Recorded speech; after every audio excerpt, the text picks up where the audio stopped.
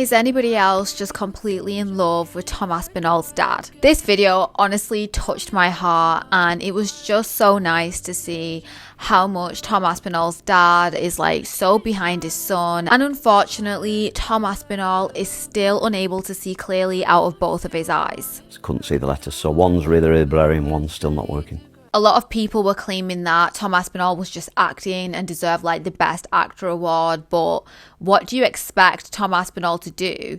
He's literally like a 240-pound northern man from England. Like poked knuckle deep in the eyeball. What the why are you booing? What am I supposed to do about it? What did you expect him to do? Like go in the middle of the octagon and start crying like a baby? Like, also, I think people over-analysed Tom Aspinall's YouTube vlog where he was in the hospital after the fight, and they were just like looking at his interactions with the doctors and saying that it was so obvious that he was acting and whatnot. But Tom Aspinall has always been like a really straightforward guy. Like he's not going to sit there and just give like a whole big description and start moaning and crying and screaming. Anyway, I really do think that the UFC need to create new gloves ASAP. Honestly, it is so annoying when there's a really big anticipated fight like Tom Aspinall versus Ciryl Gane and the whole main event can be ruined over an eye poke. Like, didn't the UFC actually create new gloves like a few months ago anyway? Apparently they went back to their original gloves. Also, I was watching this video and I was so surprised to see MMA Guru's comment in the top here saying,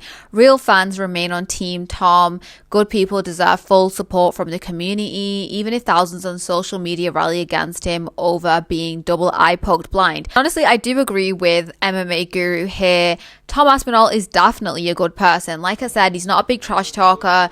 He is just straight to the point. He was taking the advice from Khabib really well. They both shared a locker room backstage. And obviously, I'm going to respect anybody else who shows the love and respect the fighters from Dagestan deserve. But honestly, let's be serious. If it was a fighter from Dagestan that got double eye poked, MMA Guru would not be saying this. Also, this video of Jon Jones has been going around on social media. He's on this horse with an eye patch. How do you have a better entrance than this to the White House, Johnny Bones? We got to do it right. We got the beautiful horse with the eye patch on. We're having a good night. At first, I thought it was just a Halloween costume, but honestly, that is just so insane. I honestly thought that Jon Jones had retired, but he has been saying he wants to fight at the White House, and I don't think the UFC really want him on that card. So like, what is going on with Jon Jones? Like, does he really want to get back into the UFC? Does he want to fight Tom Aspinall? Is he trying to get under Tom Aspinall's skin? Speaking of fighting at the White House, I was absolutely shocked to hear Islam Makhachev say that he was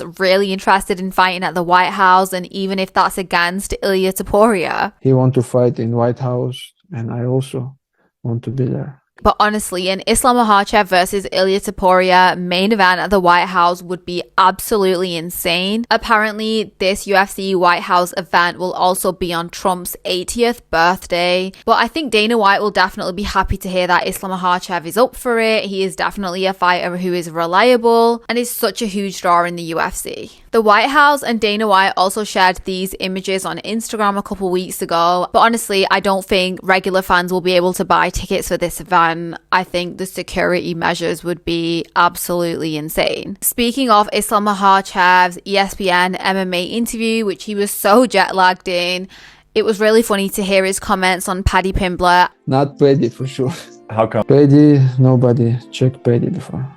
I know in the past Islam Makhachev has said Paddy Pimblett is definitely an exciting fighter, but he doesn't think that he is the deserved title contender for Ilia Topuria, and honestly, I agree with that. I 100% agree with the fact as well that Ilia Topuria seems to be ducking Arman Tsarukyan. Every time it's been brought up to Ilia Topuria, he said something like it would be really stupid of Arman to face him. Right? Or Arman. That's a bad decision for him. I don't know why he accepted, because... But seriously, I just want to see Arman Tsarukyan's wrestling skills up against Ilia Topuria. I just think it would be such an interesting fight. Again, it's men from the Caucasus region, and people don't realize how much of a competitive fight and entertaining fight it could be. I think Arman Tsarukyan needs to stop being punished now. I think he deserves his title shot against Ilia Topuria. I really don't want to see Ilia Topuria just do like one more fight at lightweight and then go and like retire. I did a video on Ilia Topuria recently as well with all of his like personal life drama that seems to be like all over social media at the moment. It seems like he has like separated from his wife, and I've seen so many pictures of Ilia Topuria on social media recently with like different women. I don't know who these women are, but I know Ilia Topuria has always seen Conor McGregor as like an idol or a role model, but honestly I feel like he's hitting his Conor McGregor arc way too soon. He needs to lock in and still continue to do so many more things in the UFC and have so many more fights and have more of a legacy before he starts doing the whole Conor McGregor thing and like being a businessman and being really flashy and like being all over social media with all these different women. Like seriously, like he needs to slow down. I've seen people as well on TikTok argue that Ilia Topuria is like the GOAT as well, and I'm like, has he really faced the toughest competition there is in the UFC yet? I really don't think so.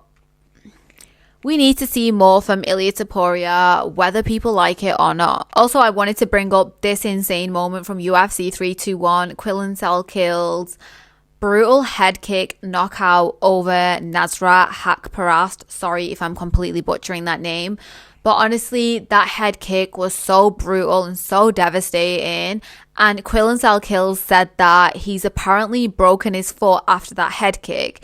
He said he's never kicked anybody that hard. I swear his opponent looked like he was having a seizure after that knockout. His legs were literally shaking. Said recently how I felt like the UFC's lightweight division is kind of becoming like one of the more boring divisions in the UFC since Islam Makhachev vacated and Ilia Topuria became the champion pretty easily. And I'm saying that because it is pretty clear that Charles Oliveira doesn't have the same kind of determination and drive that he did before. I feel like he's done his time and he's got all of the accolades and like that motivation isn't there as much. But yeah, going back to Quillan Salkilld, I'm still not over as well his brutal record-breaking time knockout over Anshul Jubilee. I think that was in like less than 10 seconds. Anyway, what is going on with Indian MMA as well? Like, has Anshul Jubilee not got another fight scheduled in the UFC? Indian MMA seemed to have like so much promise. The UFC seemed really excited for it, but Anshul Jubilee, I don't know if he's injured, but he's not got another fight scheduled, and neither has Pooja Tomar. And I think the both of them have like one fight left on their UFC contract. So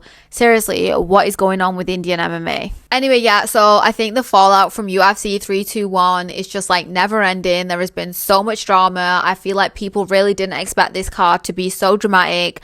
Let me know what you think in the comments below. Also, if you enjoyed this recap, please don't forget to share and like and subscribe to my channel.